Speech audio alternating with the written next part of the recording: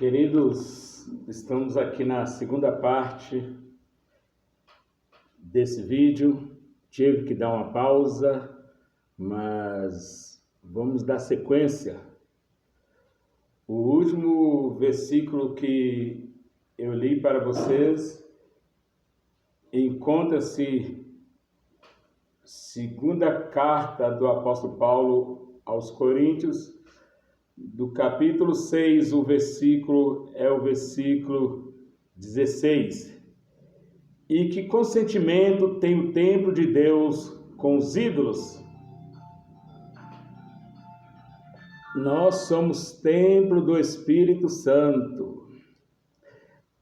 Aqui a Bíblia ela nos deixa claro que o nosso Deus, ele anda em nosso meio. Quando a Bíblia diz aqui que o Espírito Santo de Deus, ou que Deus ele anda em nosso meio, ele está nos colocando como templo, na condição de templo. Quando aqui a Bíblia, o apóstolo Paulo, ele escreve aos Coríntios, ele quis dizer que nós estamos aqui na qualidade de templo. E o que você faz em um templo? O que você faz em uma casa? Você anda nela, não é óbvio isso? Muito óbvio. O que você faz dentro de um salão? Você passeia, você anda, não é isso? O dono de um templo, o dono de um salão, quando ele constrói um imóvel, ele tem o prazer, ele tem a satisfação de andar, de visitar todos os cômodos, metro por metro quadrado deste imóvel. Porque ele é o dono, não há quem o impeça de andar de um lado para o outro.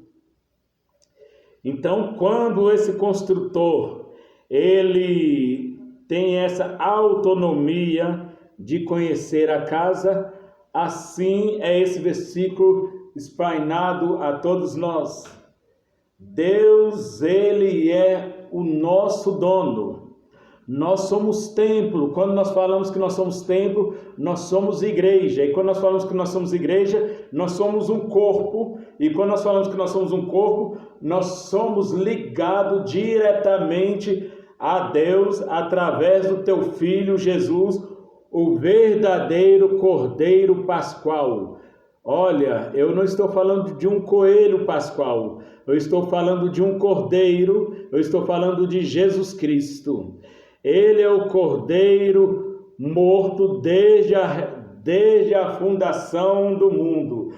Ele já existia, ele já predominava, ele já era Deus, ele é Deus e sempre será Deus.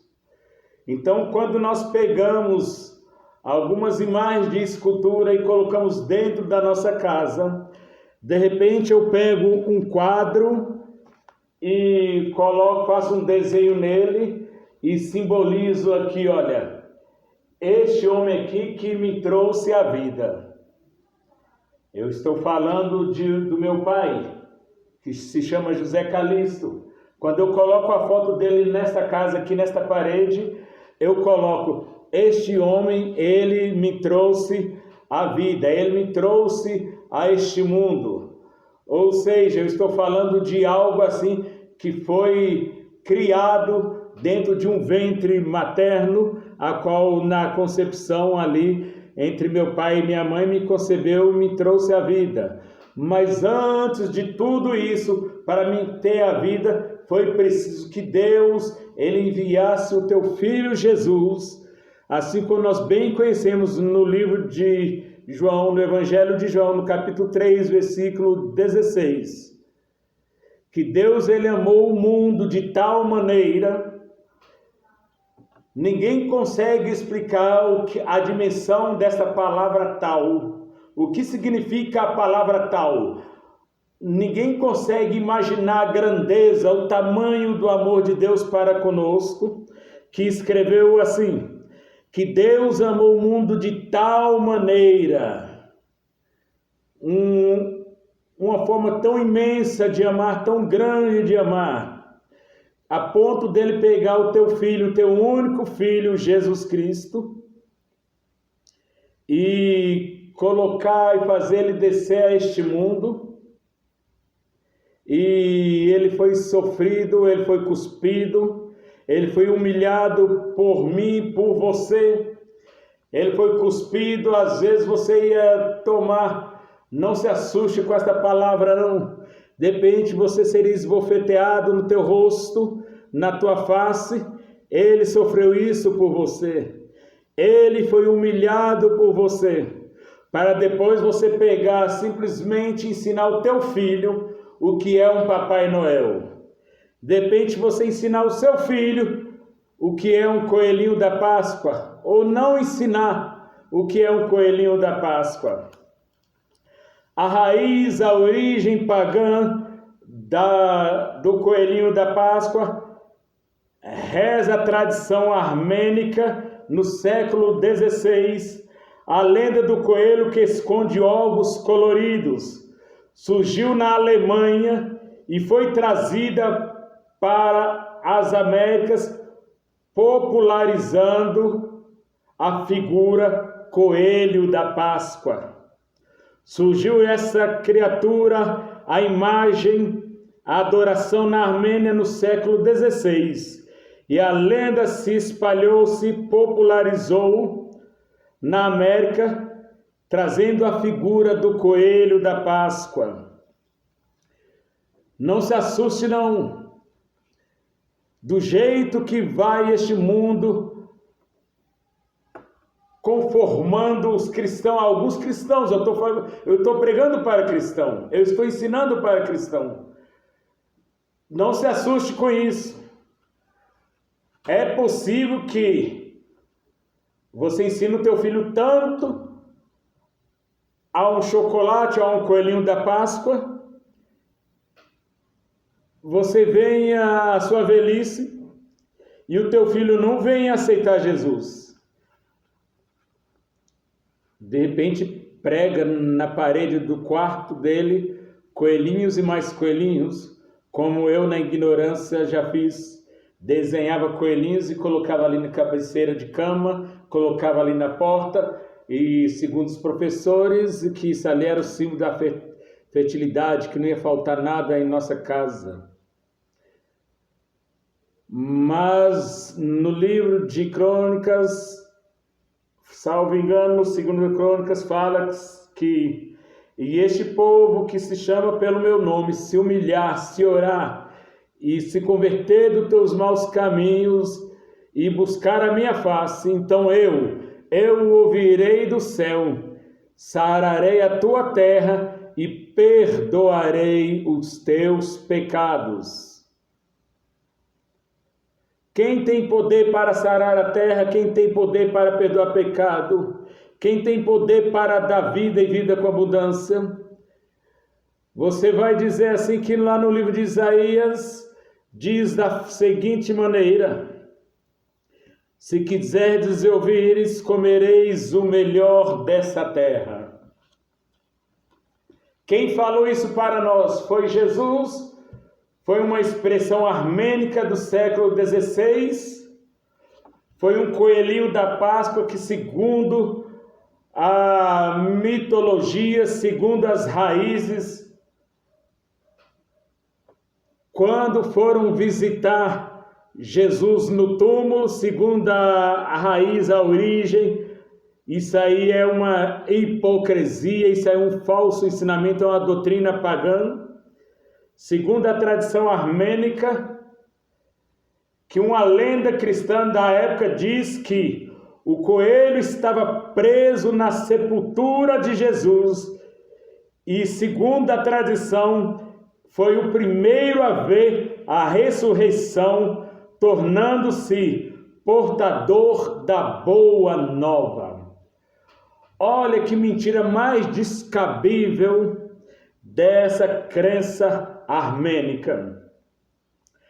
A Bíblia refuta isso no Evangelho de João, no capítulo 20, e também no Evangelho de Marcos, no capítulo 16, que foi Maria a primeira mulher a ver a ressurreição do nosso amado Jesus Cristo.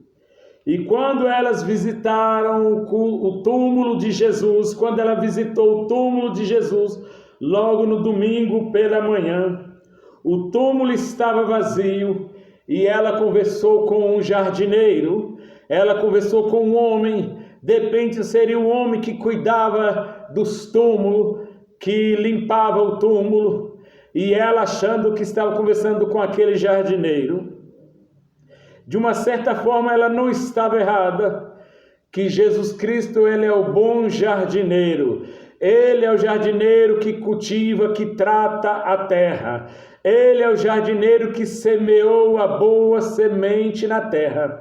De uma certa forma ela não estava errada em pensar, mas a Bíblia refuta quando os armênios, quando o povo diz que o coelho foi o primeiro ser vivo a ver a ressurreição de Jesus. Mentira bem descabível, que a Bíblia diz que quando Jesus ressuscitou, também almas, também pessoas que já estavam mortas, ressuscitaram naquele dia. Então a Bíblia refuta esta palavra, esta mentira mais descabível, essa crença pagã, dando vida a um coelho, colocando que o coelho seria um mensageiro pós-ressurreição. Essa é a Páscoa que você ensina para o teu filho. Esta é a Páscoa que você deixa de ensinar no púlpito da tua igreja. Ensina a verdadeira Páscoa, que Jesus Cristo, ele é o Cordeiro morto desde a fundação do mundo. Ainda ontem, na congregação aqui do meu bairro, o pastor, nosso pastor local, falta de ética eu mencionar nome aqui, ele sabiamente, ele pregou, e ele pregou no livro de Êxodo, quando Deus ordena a Moisés a separar todos os primogênitos de Israel, e ali preparar um cordeiro, e colocar ali o sangue nos umbrais da porta, e dentro da casa a família comia daquele cordeiro, daquele animal. E o sangue do animal eram postos sobre os umbrais das portas. O sangue daquele animal era posto sobre os umbrais da porta. Enquanto famílias estavam ali dentro, degustando, comendo a carne daquele animal, o sangue daquele animal estava posto sobre os umbrais da porta. E à meia-noite o anjo da morte iria passar e ia matar todos os primogênitos. Casa que não tivesse sangue seria morto, seria devorado, tragado pela morte. Jesus Cristo é esta porta. Disse Jesus: eu sou o caminho, eu sou a verdade, eu sou a vida. Eu sou a porta. Disse Jesus. Jesus, ele é o sangue, Jesus é a porta, ele é o sangue da nova aliança. Não quebre esta nova aliança, não deixe que os teus filhos venham servir uma doutrina pagã, não seja crente meio termo. Hoje eu posso, ontem eu não podia, hoje eu posso por causa dos meus filhos. Não faça isso. Eu já li aqui para vocês no livro de Provérbios, que diz no capítulo 26, versículo 6, instruir a criança, instruir o menino o caminho que deve andar. É desta forma que você está ensinando o teu filho? É desta forma que você está ensinando a tua igreja? Qual tipo de alimento que você está dando para o teu filho? Qual tipo de alimento você está colocando para a tua igreja, para as tuas ovelhas? Louvado e engrandecido é o nome do Senhor Jesus. Amados, a minha Bíblia se encontra aberta no livro de Deuteronômio, capítulo 12, versículo 29 a 32, que diz assim: quando o Senhor teu Deus desraigar ou tirar de diante de ti as gentes, aonde vais a possuí-las por herança, e as possuíres por herança, e habitares na sua terra. Guarda-te de que não lances após eles, depois que forem destruídas diante de ti, e de que não perguntes, olha, observe bem, e de que não perguntes acerca dos seus deuses, dizendo assim: como esta gente serviram aos seus deuses, do mesmo modo também farei eu. Recapitulando, como essa gente servirão aos seus deuses, do mesmo modo também farei eu. Não lembre do Deus do passado. Amados, não lembre do pecado do Egito, das estátuas, das cebolas, dos pepinos, das chicoteadas que vocês tomaram no Egito, que vocês levaram, da surra que vocês levaram no Egito. Só por causa de uma tempestade vocês queiram voltar para lá, como o povo fez. Olha, Moisés, lá no Egito a gente tinha cebola, a gente tinha pepino, a gente tinha melão, a gente tinha alho. A gente apanhava, eles quis dizer assim, a gente apanhava, mas tinha alimento. Aqui todo dia a mesma coisa, este tipo de maná é maná, é maná. Queremos comer algo diferente. Eu lembro nesta palavra que quando Nabucodonosor, ele teve um sonho e aquele sonho perturbava ele. Ele queria ter um discernimento daquele sonho. E ele mandou buscar os príncipes, mandou buscar Daniel, mais alguns príncipes ali, e mandou trancar Daniel e mandou alimentar Daniel com as mesmas iguarias que o rei comesse, que Daniel também comesse. Só que Daniel, ele recusou a comer a mesma comida daquele rei. Daniel, ele pediu que fosse até alimentado com legumes, para não participar da mesma mesa, das mesmas iguarias, porções daquele homem. Então, o que me leva a crer, queridos, e passar para vocês, é que nós não podemos conformar com este mundo. Não é porque o mundo colocou na tua mesa que você tem que comer. Eu disse no primeiro vídeo que nós falamos de partidos de direita, de esquerda, partido A, partido B, que o partido fulano de tal, ele tem raiz por amor à família, partido B, ele discorda, ele distorce, ele fala isso, faz aquilo outro, a homossexualidade é isso, aquilo outro. O meu objetivo não é isso, não é entrar em política. O meu objetivo é que adianta você defender que alguém tem uma boa doutrina concernente à família, mas vive de imoralidade religiosa. O mundo vive, você adere ao sistema, você enriquece bolso, você enriquece o comércio, você enriquece as doutrinas pagãs por causa de uma festa judaica, por causa de uma época que o povo cultuava a um certo Deus, sendo que você tem toda a Bíblia para dizer para você que Jesus Cristo, ele é o sangue remidor. Não tem coelho, não tem Papai Noel, não tem carnaval, não tem carnavalesco, não tem nada que nos separa do amor de Deus. Agora sim, o que vai fazer você separar, o que vai lhe distanciar do amor de Deus é o seu pecado, é você permanecer no jugo de Satanás, é você permanecer na servidão, é você querer adorar a dois senhores. Ou você serve a Deus ou não serve, porque Deus não aceita você ficar com ele em meio termo. Ou você serve a Deus ou serve o mundo. O mundo aceita você de qualquer jeito, Deus não. Deus aceita você lavado e remido, fora de doutrinas pagãs, fora de ensinamento do homem. Aleluia, louvado seja Deus.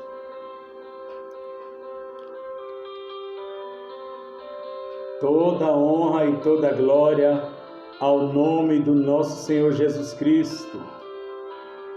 Deus, quando Ele nos incomoda, queridos, é porque estamos precisando, é porque tem alguém precisando de ouvir. De repente, você, novo convertido, precisava de ouvir esta palavra, ou até mesmo você, cristão, já há muito tempo e fazem tais coisas. Observe o que o apóstolo Paulo, ele registra, eu até já li, mas eu quero continuar esse versículo, segunda carta do apóstolo Paulo aos Coríntios, no capítulo 6, versículo 17. Diz assim: pelo que sai do meio deles, se apartai-vos, diz o Senhor, e não toqueis coisas imundas, e eu vos receberei. E eu serei para vós pai, e vós sereis para mim filhos e filhas, diz o Senhor Todo-Poderoso. Amém?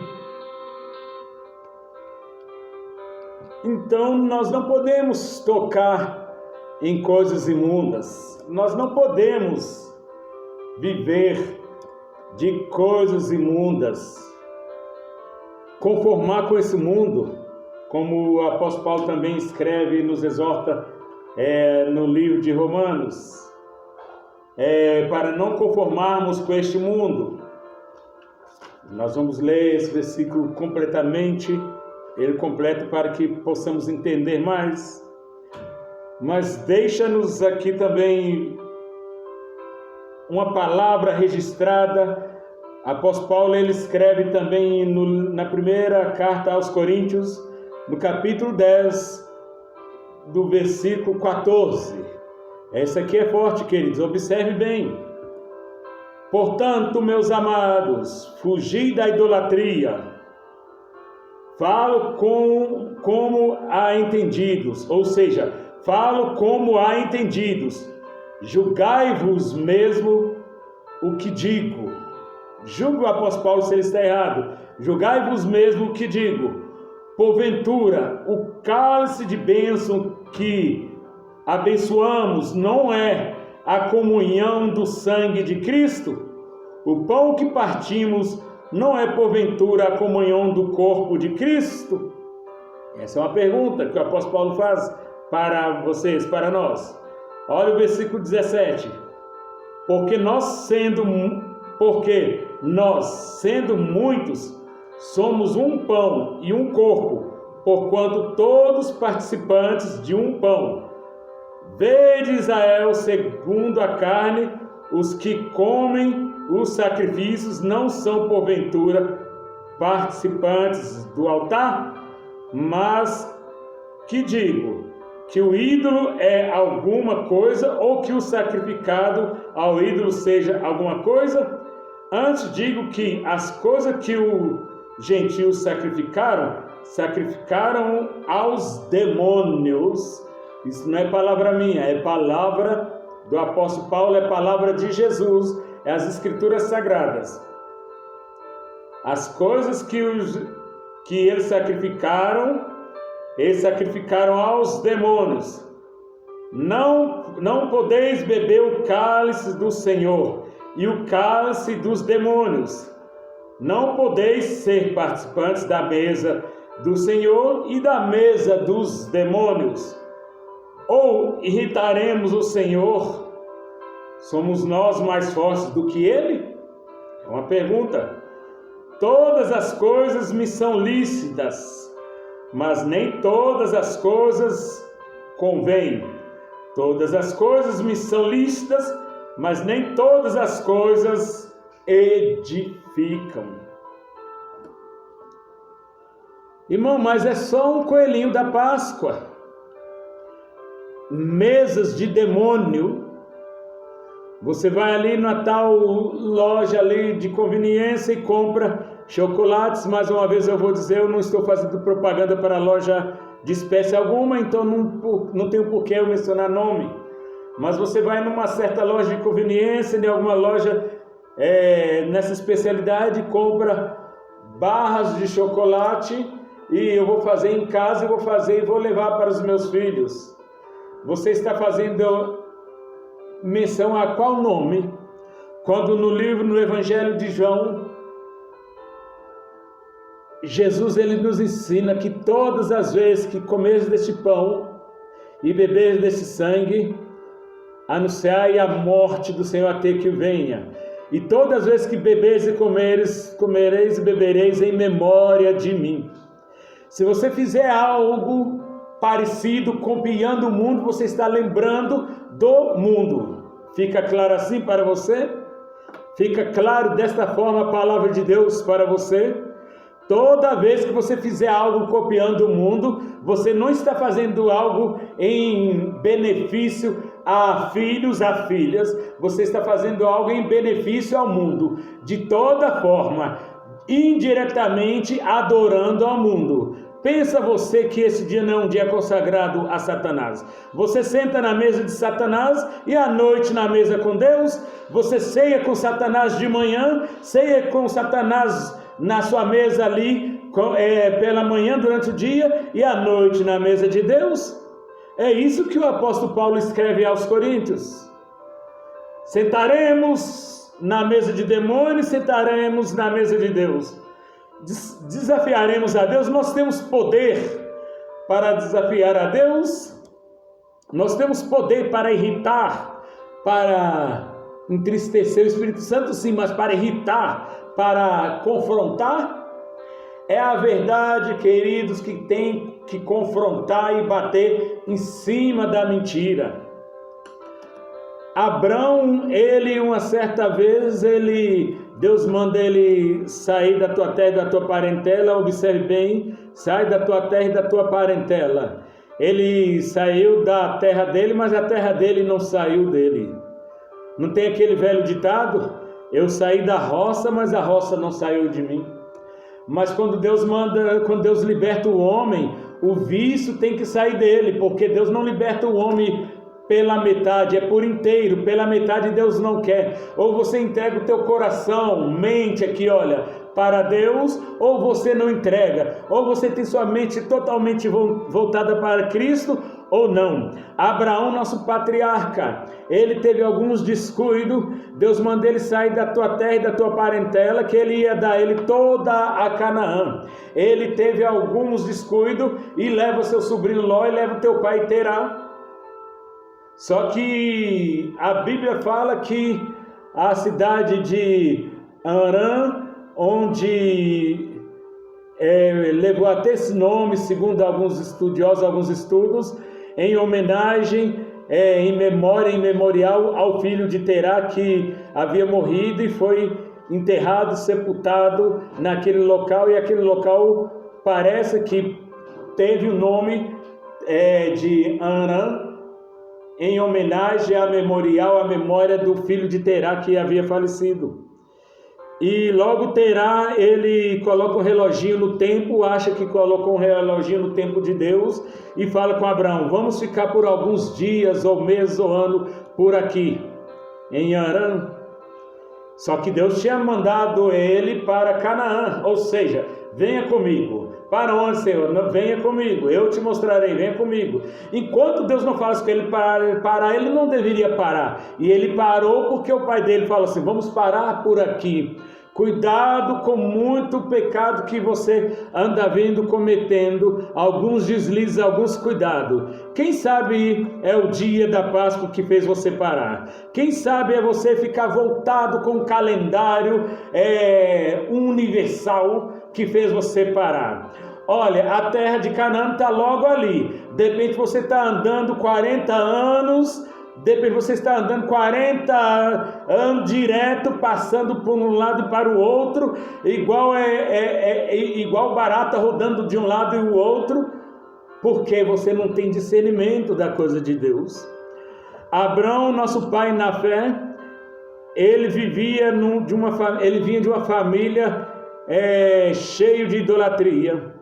Quando eu li no primeiro vídeo, eu deixei registrado para vocês no livro de Josué, no capítulo 22, versículo 15, que Josué ele exorta, mas no versículo 1 em diante, ele exorta aos juízes, a alguns homens ali, aos chefes, aos cabeças das tribos de Israel, que olha, os vossos pais, por esse mesmo canal, por esse mesmo rio, eles pecaram, e alguns e muitos até morreram por causa da idolatria. É esses deuses que vocês buscam? Aí já no versículo 15 ele vai e fala assim: eu estou certo que eu e a minha casa serviremos ao Senhor. Amados, não deixe se levar por doutrinas do homem, não deixe se levar por calendários universais, que hoje é dia de finado e eu tenho que ir em um cemitério velar alguém. Partiu é Deus e ele Deus. Você está vivo, faça por você merecer os céus. Faça por você merecer a herança, ou seja, compartilhar da mesma herança, sendo co-herdeiro de Cristo Jesus. Porque através do sangue de Jesus Cristo, Ele nos faz herdeiro para sentar à mesa com Deus. E para sentarmos à mesa com Deus, hoje nessa vida, nós não podemos ter uma mesa de manhã e quando saímos para a igreja, encostar aquela mesa, e quando formos para o culto, cultuar a Deus, adorar a Deus, e ao voltar, puxar a mesa novamente, sentar e começar a adorar de uma certa forma a deuses desse século. Amados, estamos chegando ao final desta pequena série de estudo a qual Deus Ele colocou ao meu coração. A minha Bíblia se encontra aberta também na primeira carta do apóstolo Paulo aos Coríntios, no capítulo 5, o versículo 7, que nos diz assim: limpai, pois, o fermento velho, para que sejais uma nova massa, assim como sois sem fermento, porque Cristo, nossa Páscoa, foi sacrificado por nós. Cristo, nossa Páscoa, ainda está com P maiúsculo. Cristo, nossa Páscoa, foi sacrificado por nós. Pelo que façamos a festa, não com fermento velho, nem com o fermento da maldade e da malícia, mas com os pães asmos da sinceridade e da verdade. Alguma dúvida que Cristo é o Cordeiro Pascual? Alguma dúvida que a Bíblia, hora alguma, ela representou algum coelho, algo de espécie oriunda assim, para que possássemos assim, que viéssemos assim acreditar que nós vivemos uma Páscoa a qual um animal simboliza um coelho, ou um carneiro, um cordeiro. Engraçado, queridos, que a Sexta-feira da Paixão, segundo as tradições, já fala Sexta-feira da Paixão, já fala da morte de Jesus Cristo na sexta-feira, não é verdade? No domingo seria a ressurreição, ou foi a ressurreição de Cristo, não é verdade? O que você tem que comemorar no domingo? Se Jesus Cristo ele morreu na sexta e ao terceiro dia ressuscitou, Quem que você tem que comemorar no domingo?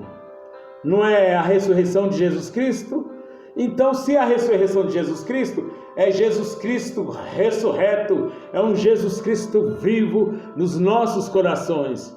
E por que que o mundo adora, por que que o mundo coloca dentro de uma casa, numa mesa, numa sala, um coelhinho da Páscoa? Quem ressuscitou? Um coelhinho ressuscitou, Otto ressuscitou e colocou-se no lugar de Jesus. Figura alguma, nem Maria, nem José, nem Bartolomeu, santo algum, igreja alguma que tem algum santo, nenhuma delas substitui o sangue de Jesus Cristo. Finalizando, meus queridos, eu deixo para você esses minutos de reflexão. Para fecharmos, eu quero deixar com vocês aqui para sua reflexão e fechar esse estudo, que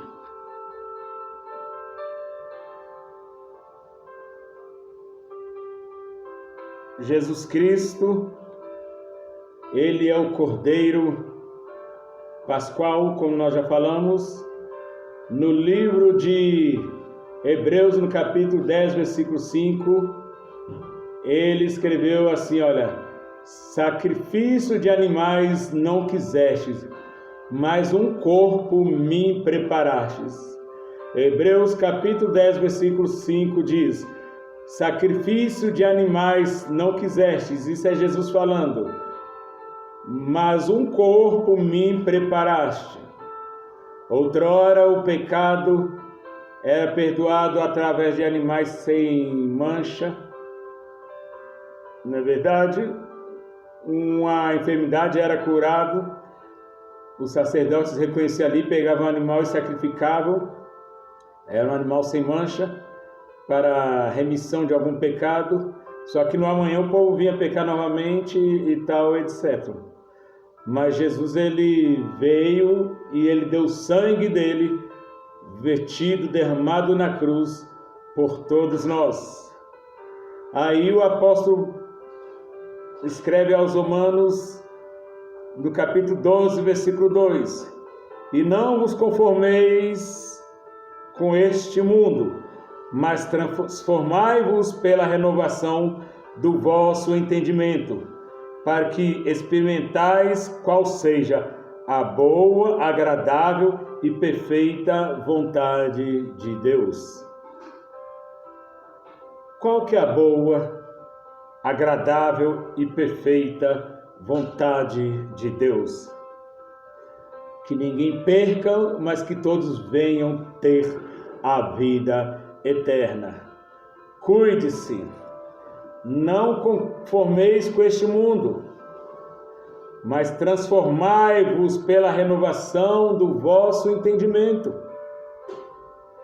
Não se deixe escarnecer, não deixe se levar por vãs filosofias, por falsos ensinamentos. De repente você tem o seu líder até fala com você: pode, porque senão seu filhinho vai aguar. Olha, não deixe o seu filho aguar, ou seja, ficar aqui, olha, a mercê se um estudo dessa palavra. É esta palavra que dá vida para o teu filho. Não é um mandamento pagano, não é um mandamento colegial, não é um mandamento universal, um calendário universal que vai dar alimento para o teu filho. Alimenta o teu filho aqui, olha, desta palavra. Alimenta você desta palavra, dessas escrituras, porque nela que tem a vida eterna. Deus abençoe, queridos. Tenham um bom dia, uma boa tarde e uma boa noite com Deus.